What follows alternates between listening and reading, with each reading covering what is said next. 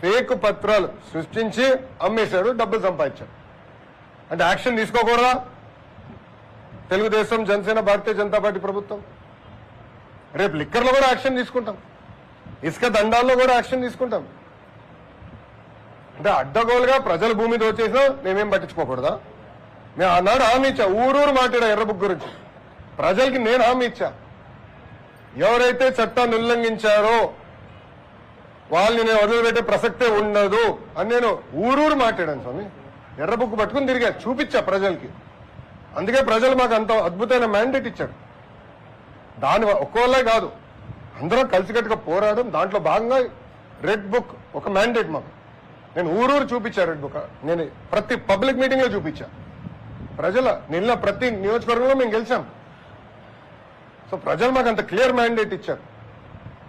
So ప్రజలు కూడా చాలా క్లియర్గా ఉన్నారు.